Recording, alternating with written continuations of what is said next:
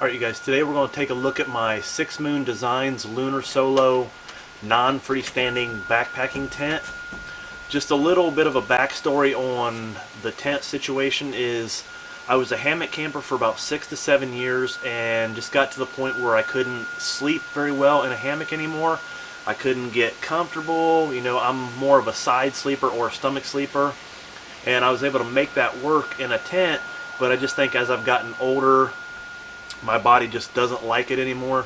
So, you know, still wanting to get outside, I decided I would go back to a tent, which most of us started out with anyhow. And I done research and research and research, you know, forums, YouTube videos, all that stuff on tents, you know, and I decided, you know, to see if one would work well for me again. I picked up a REI Passage 1 tent. It was like $125. Used it on a few trips, absolutely loved it, slept great. So then I started looking for more, I guess, ultralight options, and you know, of course, come across the Z-Packs tents, and as nice as they look and stuff like that, I just can't see myself spending, you know, $600 on a tent. So I was looking at more, I guess, budget options. And I looked at Lighthearted Gear, I looked at just all kinds of different places, and I come across 6 Moons Designs, and I'd done a lot of research on it and finally decided on the Lunar Solo tent. So I ordered it. It's a, like I said, non-freestanding tent. They have a seam sealed and non-seam sealed option. The seam sealed option was sold out, so I picked up the non-seam sealed option, and I did create a video before this one on making your own DIY seam sealer that I used on this tent.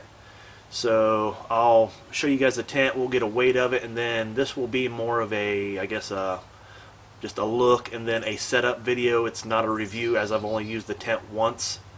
So let's get into it. Alright you guys, here is what you get when you order the tent. It is literally just the tent body. You do not get any stakes, you do not get a ground cloth, you do not get poles, anything like that. You just get the tent body and then the stuff sack that it comes in. This is meant to be set up with a single trekking pole, or they have an option to where you can buy a carbon fiber pole or an aluminum pole, and I don't use trekking poles, so I decided to pick up the carbon fiber pole to go with it. And as you can see, this thing just smushes down to nothing. And I'll show you in the one video. This is where I seam sealed the bag. As you can see right here, this is what it looks like when it dries. It's, I mean, you can still see it a little bit, but it still turns out great. Here is the carbon fiber pole that you can order. Just a 3-piece pole for setting up the tent. Folds down nicely. On each side of the tent there are 2 tie-outs that you can use. If you do use trekking poles, it would be definitely a good idea to, you know, use the trekking poles and possibly pick up one of these carbon fiber poles, because there's 2 pull outs on each side, or well, I should say 1 on each side.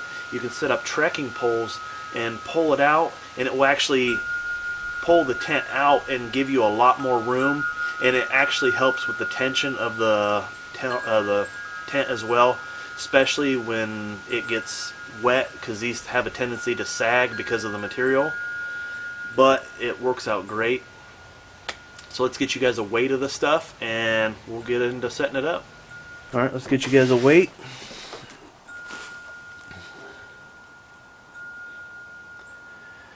We're at 1 pound 9 7/8 ounces on the tent body and the stuff sack.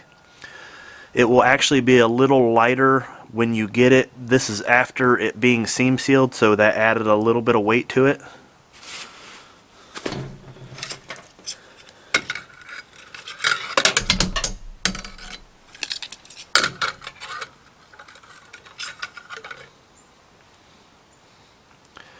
We're at 1 7/8 ounces for the carbon trekking poles. So that's a lot better than the over 3-pound tent I had before. Alright, you guys, that's the weights of the tent and the pole. And like I said, you can add the ground cloth to it. So you can go with the the Polycro, or you can go with the Tyvek, or whatever footprint you want to use for this. Also, like I said, it does not come with tent stakes. You can go as light or as heavy as you want with those, so that will all factor into the weight, just as well as like the tent pole will. You can get aluminum, which is heavier than the carbon, or you can use your trekking pole, so it's really no additional weight if you are a person that uses trekking poles. So then you just pretty much got the tent body and the stakes. So let's get into setting it up.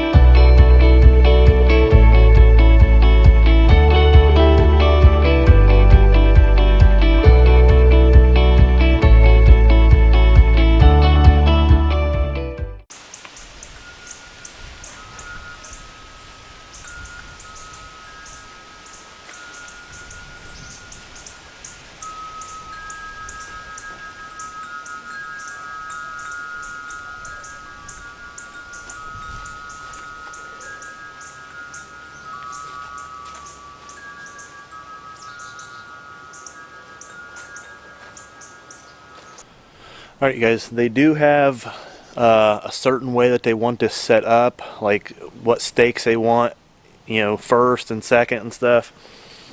There is, I mean, just with this being a non-freestanding tent, there's a lot of kind of guesswork and playing around with it. As you can see, I had to go around and set up, and then I had to move some of the stakes to get stuff, in the right areas. But it's not a huge issue. And one thing that I didn't realize when I set it up that I knew not to do was they want you to have the doors and everything shut before you set it up. So just make sure that that stuff is all kind of shut before you start setting this up, because it helps with the tension, get everything correct. So let's take a walk around.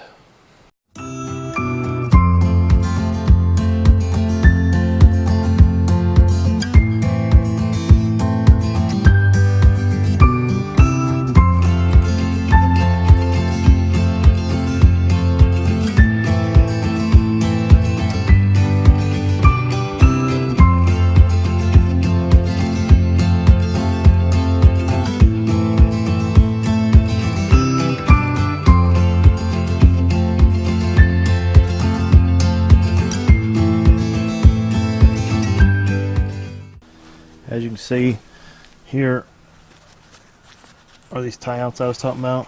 You pull it up, it opens up a lot more headroom inside.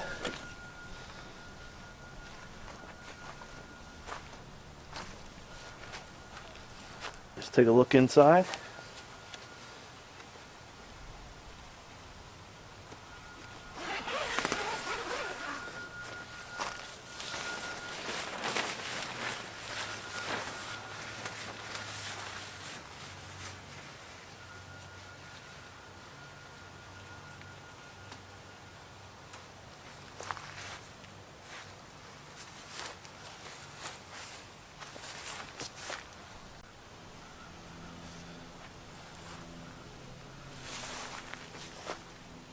As you can see, you can have one of the vestibule doors open, or you can also open this other one up as well. Let's take a look inside.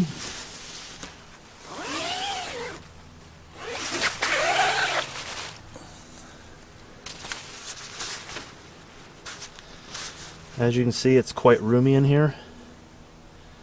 The one thing that you do have to do is with these tension, you got to get it right so you can get your bathtub floors up.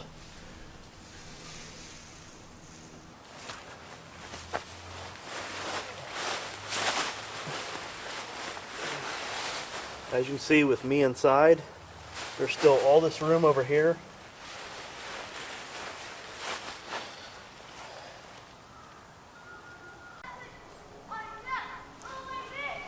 Here you guys see it all the way opened up. As you can see, there is a vent all the way around, which greatly reduces the condensation that's in here and definitely helps with breathability.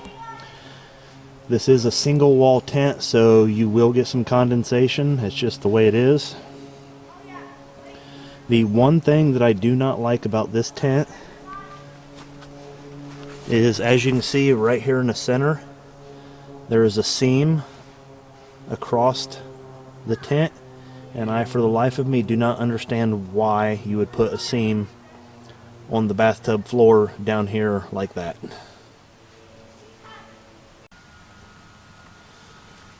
Alright, you guys, we are inside the tent. Here is one of those pull-outs from the inside that I was talking about. Here's the ventilation all the way around.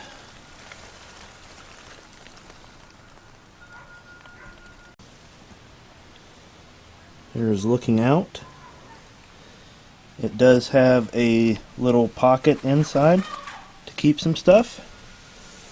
There's also a thing hanging from the top. You can hang like a little lantern or whatever you want to keep up there.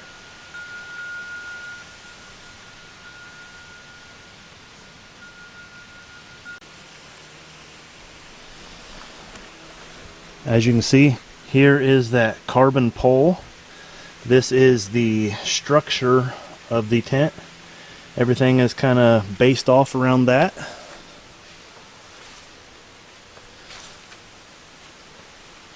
Alright, you guys, and one of the things that they do recommend is on this tent that you set it up and you leave it set up for 30 minutes and let everything stretch out, and then go and adjust all your adjustments and all that stuff to get it dialed in, so that way, you know, you get kind of a good taut tent.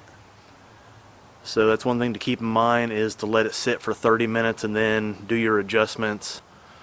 Well, you guys, one thing I did forget to mention is the cost of the Lunar Solo tent is $200. The carbon pole is $30, and the Tyvek ground sheet that I bought from them was $9. So you're $239 plus tax for pretty much a £1.5 tent. I think that's pretty good. So just one thing to keep in mind, it's definitely a more budget-friendly ultralight tent option than most. So it's kind of the why I went the way I did with this tent. Here are your adjustment points. It's better to leave this kind of with this and then pull your stake out to where you want it. Leave all these about, I don't know, maybe 1.5 inches or so, and leave it sit for a half hour, and then you can go through and tension it how you need it. You can see right here how this, that's one other thing that I don't much care for it, is just how this hooks on here. You think there'd be a little better way, but then this just tensions with a prusik knot. You can kind of loosen or tighten however you need to.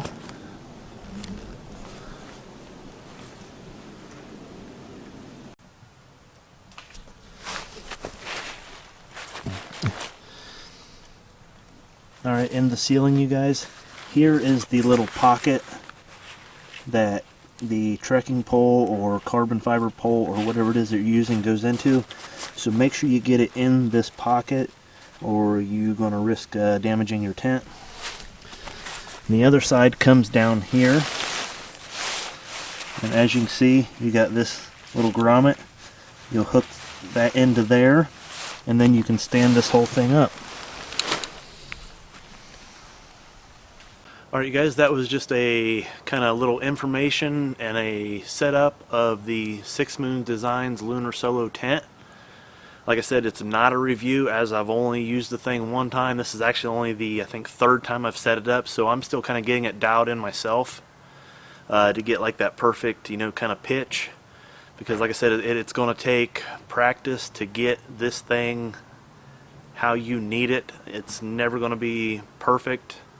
You know, uneven ground, I mean, all that stuff can kind of change the angles that you get with this, so you just have to work with it. I mean, it's just one of those things, but you know, it's very lightweight. I love the tent, so it's just kind of take the good with the bad and just kind of roll on. So hope you guys enjoyed it. I'm really loving this tent, so if you guys have any questions about it or anything like that, just please let me know in the comments, and hope to see you guys on trail.